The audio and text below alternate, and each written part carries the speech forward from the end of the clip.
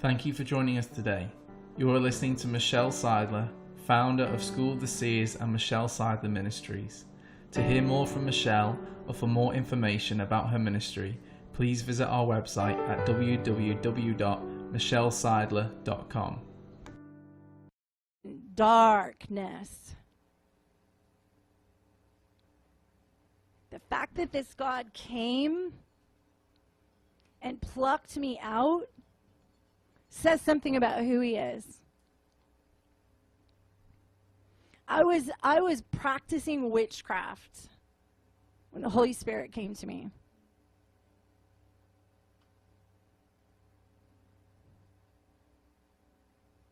Probably should have waited till day 2 to tell you that too.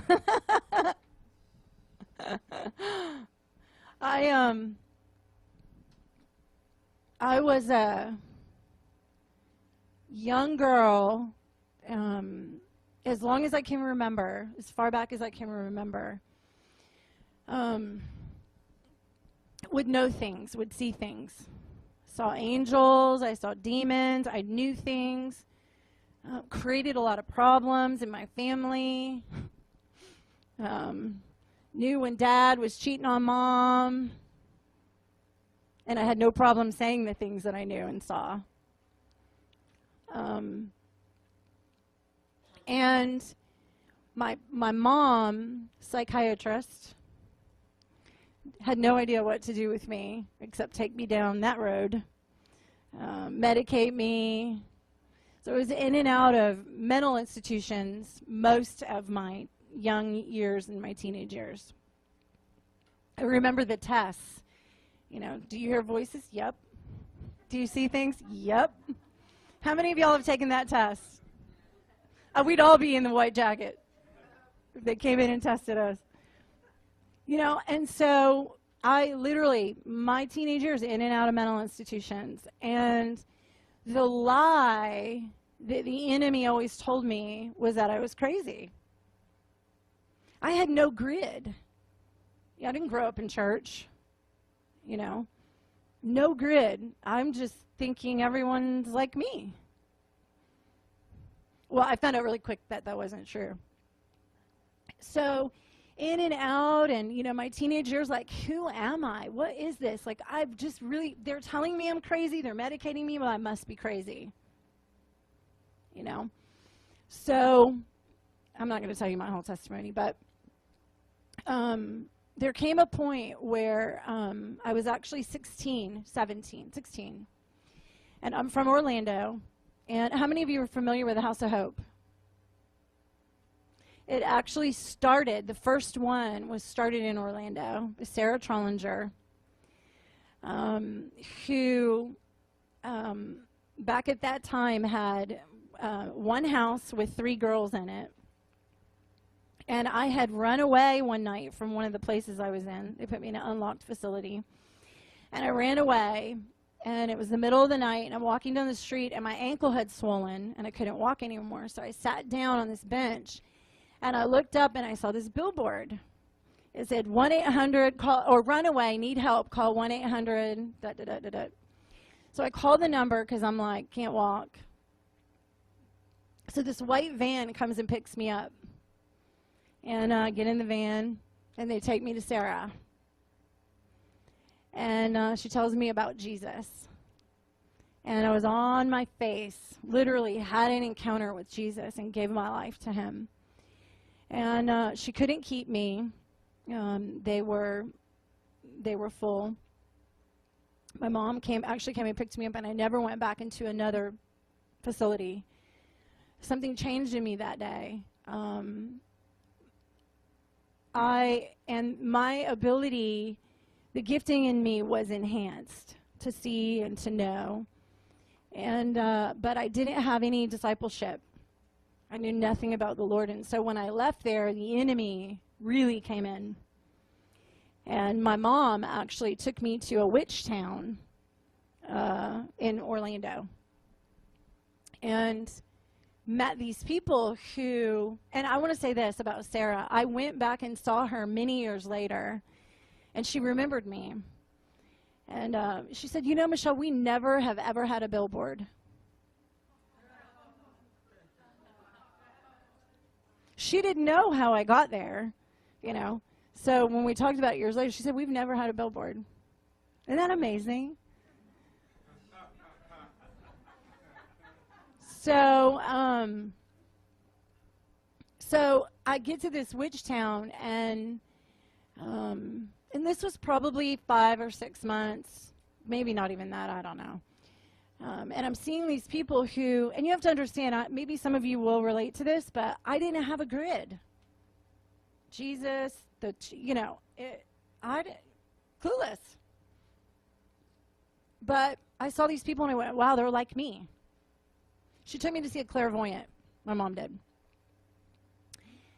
And I'm like, wow, a person who sees things, a person who knows things. These are my people. And that was where my dark journey began. And fell into it quickly, easily. I was really good at what I did. By the time I was 20, I had my own business going on, working as a clairvoyant. And it's a joke now, and I laugh with the Lord all the time about it, because, it was primarily the people that came to me were business people, business owners. And they would come, and I would, when they would sit in front of me, I could see different paths in front of them. If they went this way, this would happen. If they went that way, that would happen. And I would always advise them down the most prosperous path, financially, for business. And it's what I did. I taught classes on how to see. And had a good reputation in Orlando, and was young doing it, doing well. And but even though I felt like, oh, these are my people, I never really fit in. Because I started to go into the deeper things, even of witchcraft.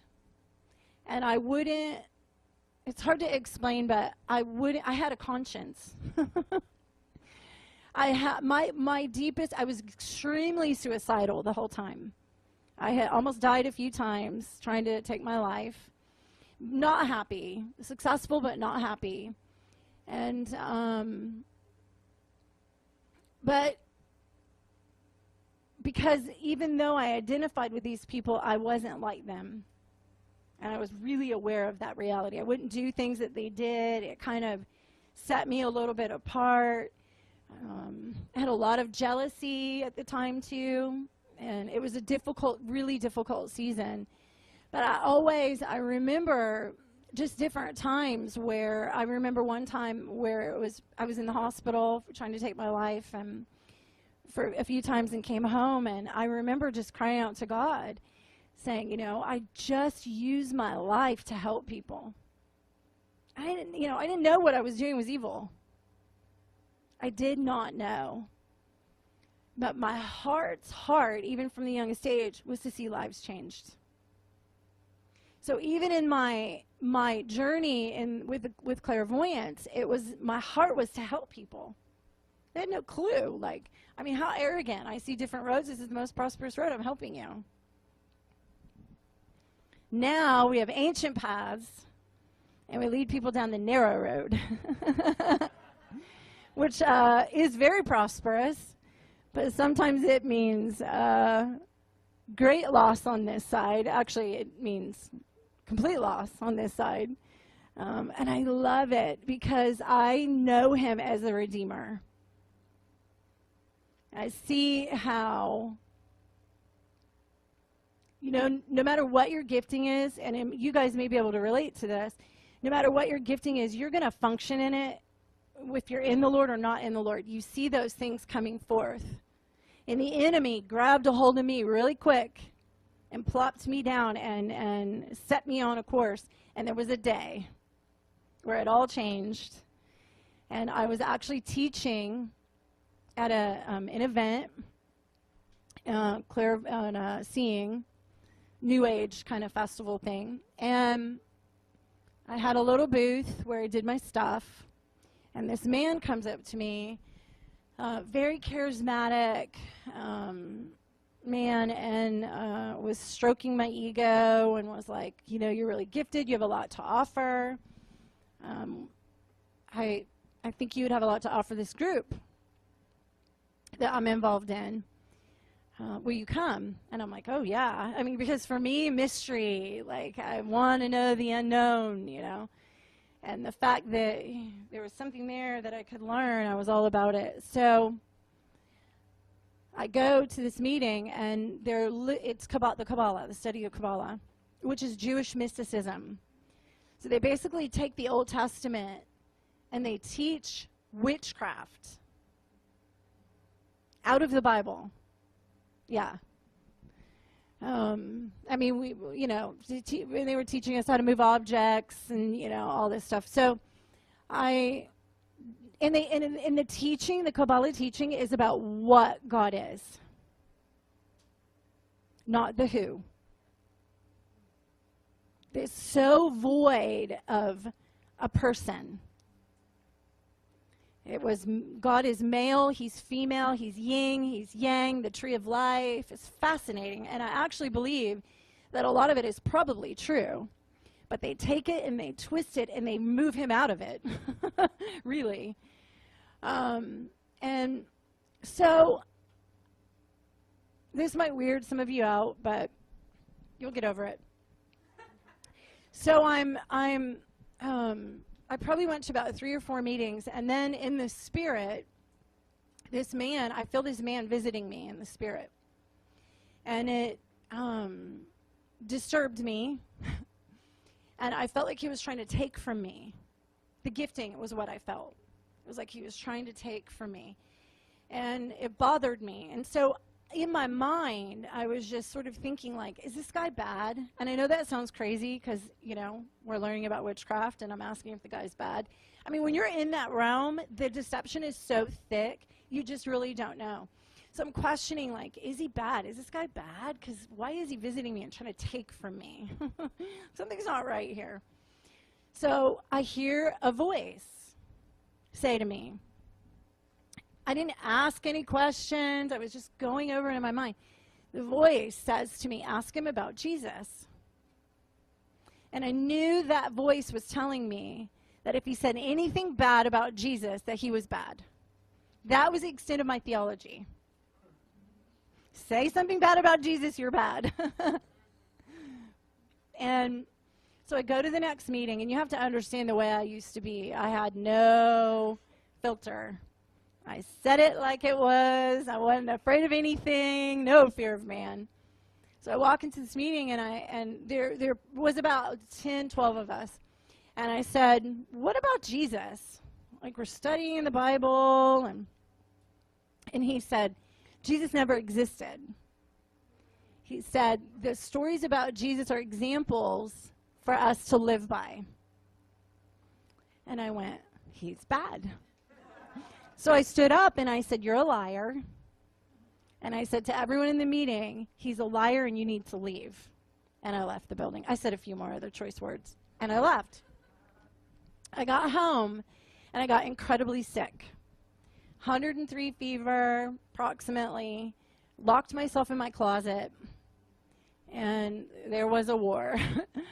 If there was a time I really believed I was crazy, it was in those few days. Where I literally did not leave my closet, crying out, angels, demons, the whole thing over my head. And I really thought, wow, I mean, I can be there right now and remembering, like, I really am crazy. And I didn't know what was going on.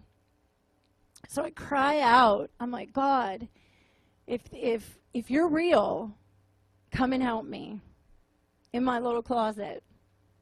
And people, I know I hear people say stuff about this, but I have a testimony. The Holy Spirit came to me like a dove. Literally was a dove. Came from above. First, I'm sorry, how do I miss this part? Well, no. Holy Spirit comes like a dove, comes down in me, and I'm weeping, and I'm weeping, and I'm weeping, and I'm weeping, and I'm like writing, and I'm like, Satan, I hate you. I don't want to have anything to do with you. And you have to understand it wasn't me, because I had no concept of Satan. My mom actually, growing up, told us there was no hell. There was no Satan. So it was really the Holy Spirit just through me, like, I'm just writing. And then all of a sudden, I start writing other things. I'm writing about love, I'm writing about peace, I'm writing about joy, I'm writing about forgiveness, and it's just flowing through me. How many of you guys, like, I was baptized in the Holy Spirit before I was baptized in water. Take that. I mean, I got up and I was like, wow, the grass is green. You guys know what I'm talking about? Wow, I feel lighter. Wow, you guys know what I'm talking about.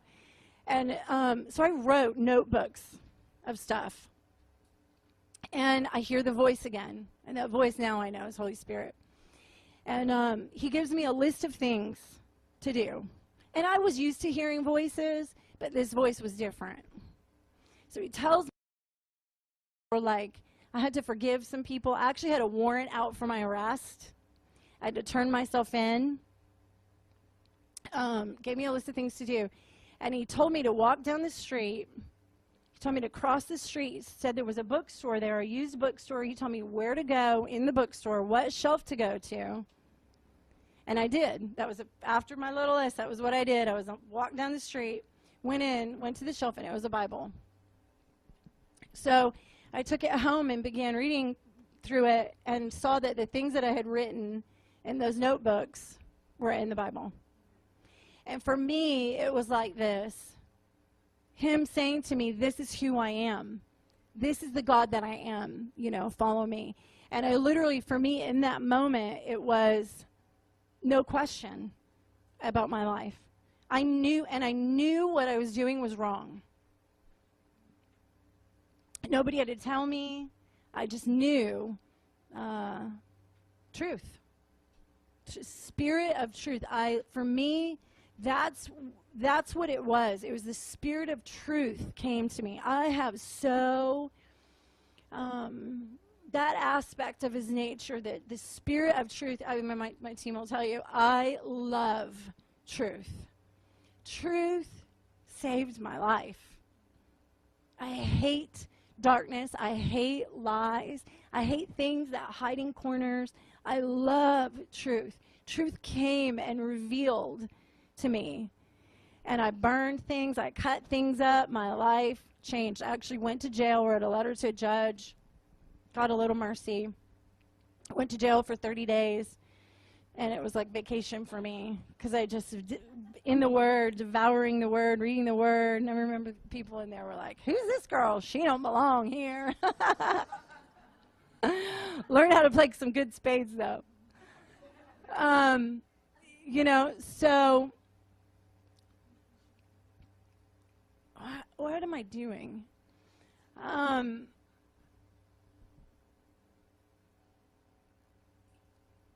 I could go on and on and on about that, but I won't. I was making a point that he loves us. I mean, literally in darkness like that. And I know when I was 16 and had that encounter and gave my life to him, it was him. And he let me grow up in Pharaoh's house. He let me see the way, he let me see what prophecy's not.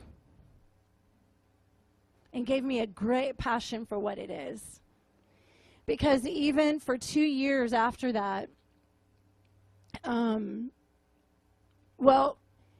immediately after that, one of the things I said to him was, if you do some of these things, I'll find a church and I'll go to church every day the rest of my life.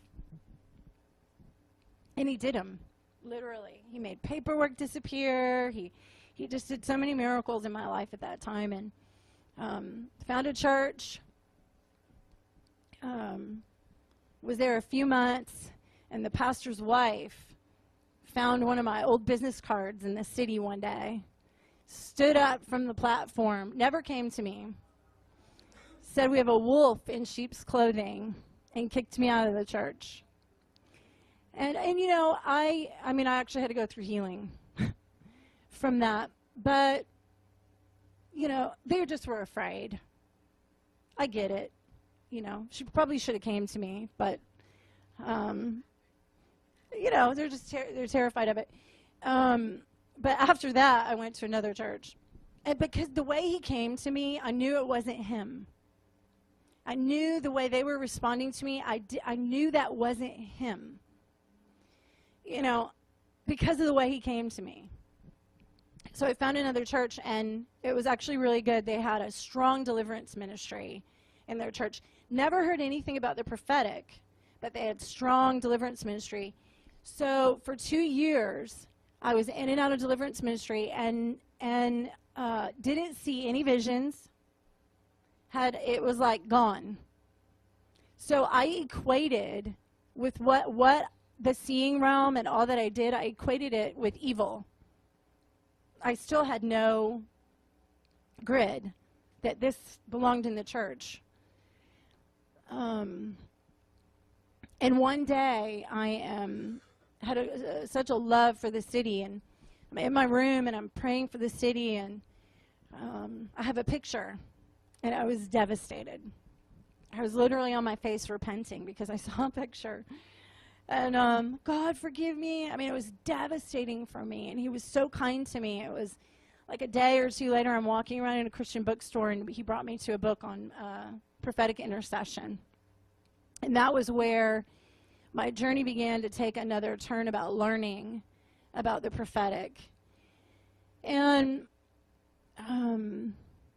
spent a few more years in that church, but still not hearing about it, but him just teaching me and showing me. Went to another church years later, and they moved in the prophetic, but never got any teaching on it.